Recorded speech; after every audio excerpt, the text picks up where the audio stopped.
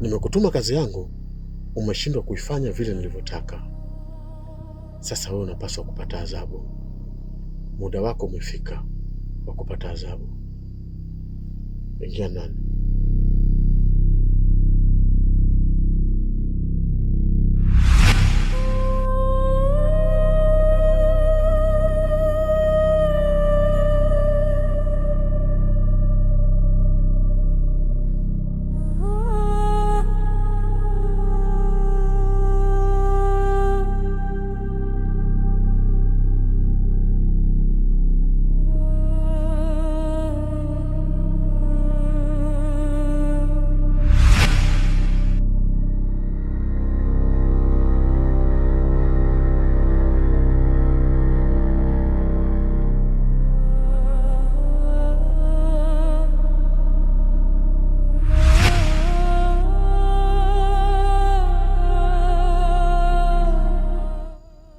Mkuu, nimefuata wito.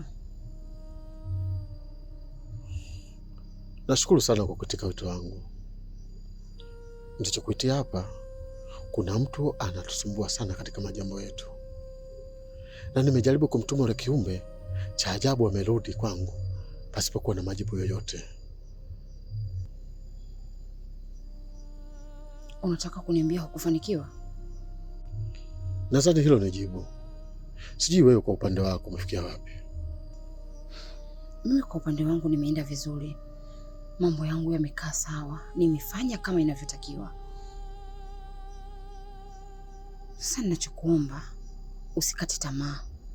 Kama kiumbe chako umekituma na kimerudi, hakijaweza kufanikiwa chochote, nenda mwenyewe kaongee naye macho makavu ili tufanikishe jambo letu. Nashukuru sana kwa ushauri wako. Na hapo ndipo ninapokubali wewe. Nitafanya kazi ushauri wako kama ulivyoniambia. Na naamini hatatushinda. Hana nguvu ya kunishinda mimi. Sawa, tuko pamoja, nguvu moja, mida ya kazi. Hakuna kuchelewa.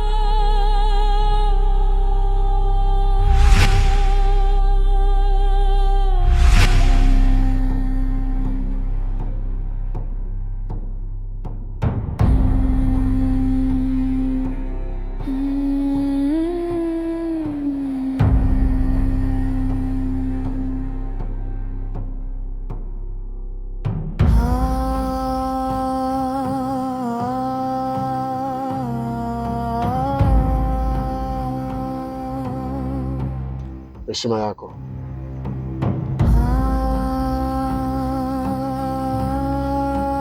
Karibu. Nimeshakaribia. Hata kama ungekosa kunikaribisha, ili nibidi tunifike hapa kwako. Salamu zako nimezipata. Kiumbe uliyemtuma amefika nyumbani kwangu, ila nimemwadhibu na nimemrudisha alipotoka. Una jambo lingine? Lingine nalo. Nakusina na kuonya. Acha kufuata yasiyokuhusu. Itakuja kukuta jambo ukashindwa kuelewa wapi limetokea na kitu gani kimenikuta. Nahisi utakuwa umenielewa vizuri.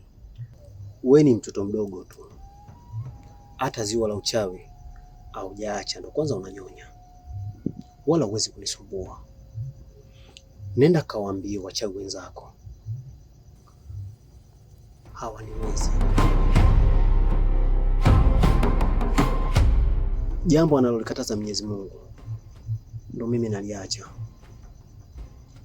Sila binadamu.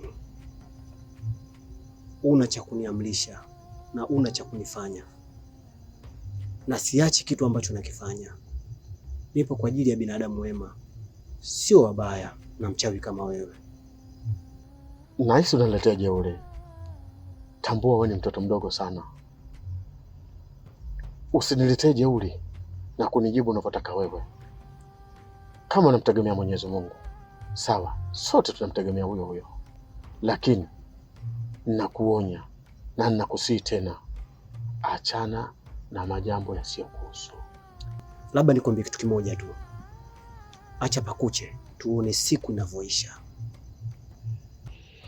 Sawa, nimekuelewa kwa kauli yako. tutaoneshana mimi na wewe. Tajua mkubwa nani, mdogo nani.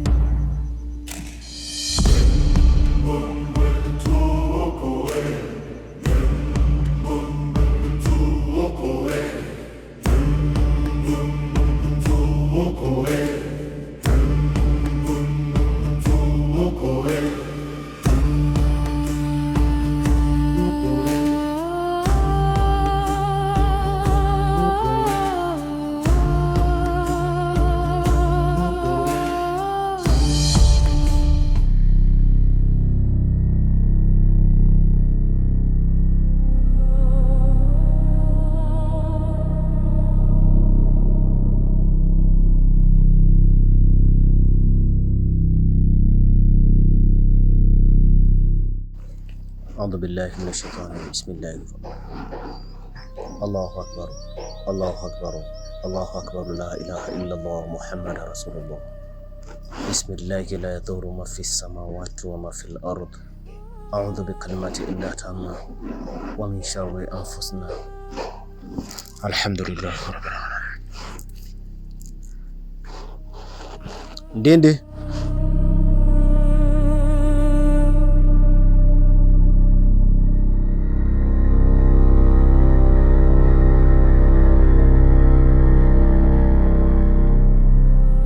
Abe mme wangu, nimekuita hapa, kuna taarifa nataka nikupe, na hizo taarifa nitazokupa naomba uzipokee, usiwe na pressure. Naomba uingie ndani, kajiandae, uwezi kwenda msibani. Msiba? Msiba wa nani? Rango amefariki. Rango amefariki? Msiba Rango umepokeaje? Ni jambo la kusikitisha sana. Ni kijana wetu, ni rafiki yetu, ni ndugu yetu wa karibu sana. Leo kimasiara tu yaani ametutoka kimasiara kabisa. Juzi kati tu hapa nilikuwa naye. Tumeyapanga, tumeyabomoa. Leo inakuja kuambiwa atupone tena duniani. Unazungumzia juzi kati? Ni mwisho jana. Tumekaa sana, tumepiga sana story. Tukayapanga ya kuyapanga. Ila leo asubuhi naamka, napokea taarifa ya msiba wake. Wewe hizi taarifa amekupa nani? Hali ya kuwa umeamka asubuhi tupo wote. Au umepata taarifa tangu jana? Hizi taarifa mimi ninazo. Na nikuombe tu jambo moja. Utakapofika msibani, usizungumzi chochote. Hata wakisema kiasi gani, wewe usizungumze kitu. Maana ukizungumza itakugharimu. Kuna vitu viko sawa. Nadhani utakuwa umenielewa. Sawa.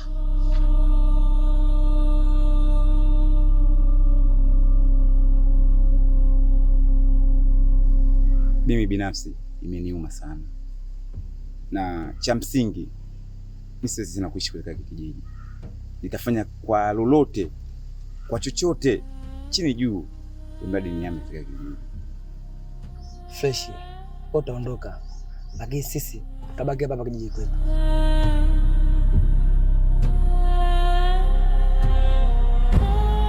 Basi na noma, tutakutana msibani.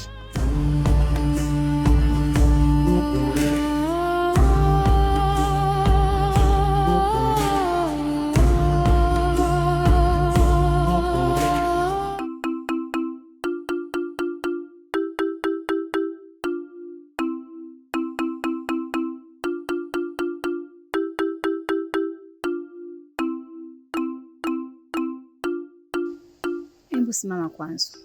Nini? Hivi Kigae, huu msiba hapa kijijini, wewe unauonaje? Shoga yangu, mimi nina mashaka nao. Kwa sababu hapa kijijini kwetu. Jana Rango tulikuwa naye. Leo tunaamka asubuhi taarifa za msiba. nina mashaka nao, na hapa kijijini kuna watu hao wawili, Mzovu na Kungwa. Mmoja wapo ni lazima tu atakuwa anahusika na hichi kifo cha Rango. Pole sana Reni, nimekuita huko, kuna jambo nataka tuongee mimi na wewe. Kabla sijaongea chochote, kwanza swala la Sanda toeni hofu. Mimi nitatoa pesa, nitakupa, tutaenda kununua Sanda. Alafu pili, wewe ni mwanaume Reni. Ukisema unalia tu muda wote, alafu dada yako akikuona, unategemea atafanya nini? Yes, ndio atazimia kabisa. Sasa unatakiwa ujikaze. Hii ni kazi ya Mungu. Kazi ya Mungu siku zote huaga haina makosa. Mbele yake, nyuma yetu. Hii safari yetu sote. Si mwanamke, si mwanaume, si tajiri, si maskini. Si mweupe, si mweusi, si mrefu, si mfupi. Wote tutakwenda safari hii. Sasa unaposema ulie, hata urudi. Mzee Mzomvu, najitahidi sana kukaa sawa, lakini siwezi. Kwa nini mimi tu kila siku Kwa nini matatizo yatoke kwetu? Au sisi tumekosa nini? Ameza mama, akafuata baba, sasa hivi kakaangu. Mimi nitafanya nini? Makubwa yote hayo umeajuaje? Ondoka shana na mimi kigae. Mimi ni mzee wa zamani. Kikivunjika kigae kinatupwa jalalani. Kuna mambo mengi sana kule jalalani, na ndio maana mimi data zote nazijua. Niwepo nisiwepo, asubuhi, mchana, jioni, taarifa ninazo. Na hapa ninavyoenda hapo msibani, naenda kwa matako haya matatu shongangu. Msiba ukisha nitafute na data. Ila langu alikuwa kijana mzuri sana hapa kijijini. Leo hii kafariki. Haya, twende zetu msibani. Kuja nitende kamtandio.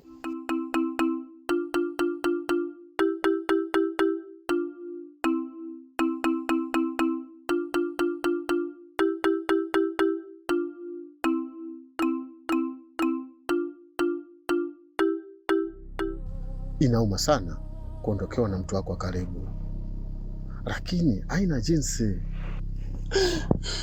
Mimi namsaidiaje sasa dada yangu? Kwa nini inakuwa hivi? Lakini haya maumivu nayoyapata nashinda namna ya kuyazuia, kwa sababu kakaangu ndo alikuwa kila kitu. Na kurudia tena, hii ni kazi ya Mungu. Alafu kitu kingine, zingatia katika chumba cha marehemu, sio kila mtu aingie. Kuna watu wabaya katika hiki kijiji, wanaweza kulifanya jambo ukashindwa kuelewa limetokea wapi. Sasa chukua hichi kiasi kidogo cha pesa ili ufate Sanda. Sawa, nakuelewa, lakini pia nashukuru sana kwa msaada wako. Nitafanya kama ulivyosema. Angalia kijana mwenzio yoyote pale, ufatane nayo ili ukachukue Sanda. Muwahi kurudi ili tukamstiri kaka yako haraka iwezekanavyo.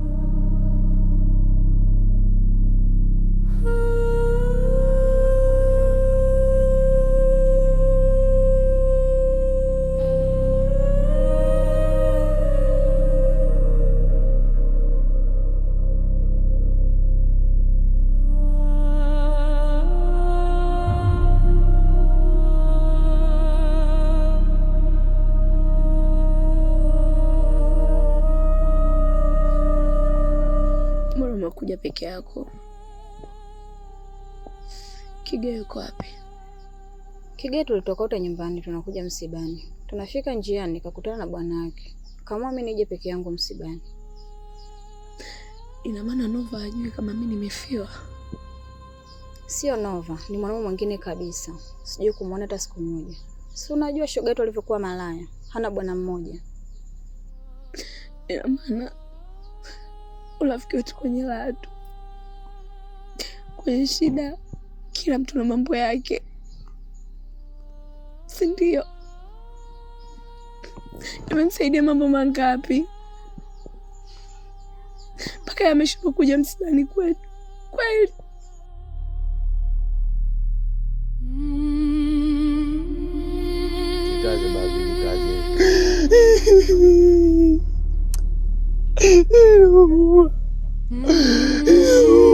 Najua mwanangu inauma, ila jikaze.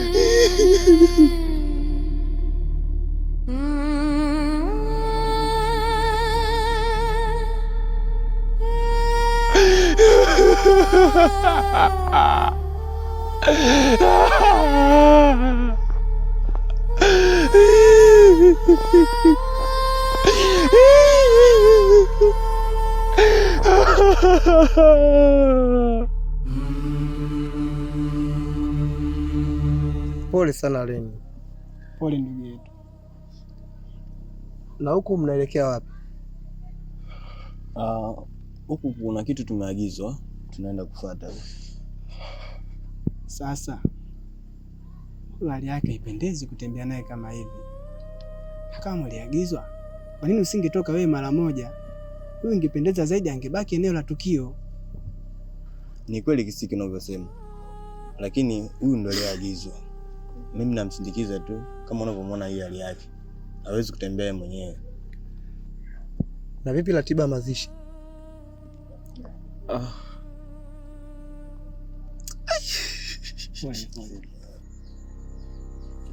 Kafa baba yake, kafa shangazi yake, tulikuwa pamoja naye bega kwa bega. Leo kunifanyia mimi hivi, empa viatu vyangu. Hapana, hayo mengine tutaongea tukimaliza msiba. Kuhusu ratiba ya mazishi, ni bora zaidi, ingependeza ungefika eneo la tukio na mkasubiri utaratibu. Lakini pia huko tunapoenda kuna kitu mimi nimeagizwa. Kwa hiyo nyie tangulieni, alafu tutakutana msibani. Sasa nyamaza basi. Wewe ni wa kiume, unatakiwa ujikaze.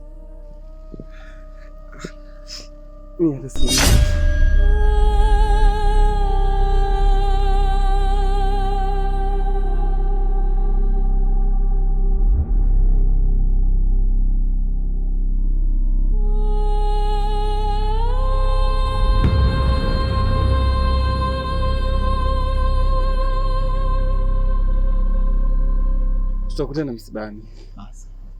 Sawa, singoja tufike sehemu husika.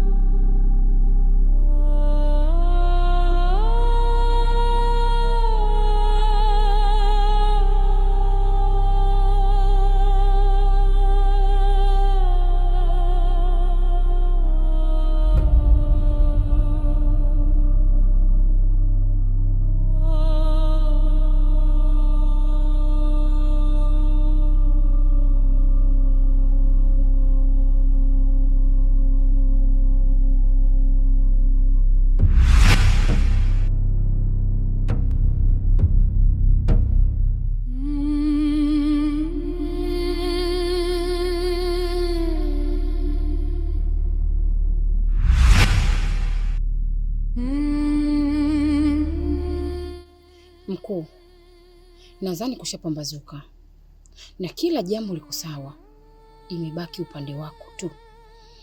Ni kweli kumepambazuka na muda umefika kila mtu kufanya majukumu yake. Mimi naamini kila kitu kitaenda sawa. Ondoa shaka kwa hilo. Na pia nashukuru pale ninapokutuma kazi unafanya kwa wakati. Ni kweli unasemaga hivyo hivyo, ila kuna vitu hufanyagi sawa kwa wakati na haviendi kama tunavyovitaka. Na ninaombi kwako, wewe ndio unaingia chumba cha marehemu. Sasa ukienda usijisahau, fanya kama maagizo yanavyotaka. Chukua vinavyotakiwa kuchukua, urudi navyo kwa wakati, ili mambo yetu yaende kama tunavyoyataka.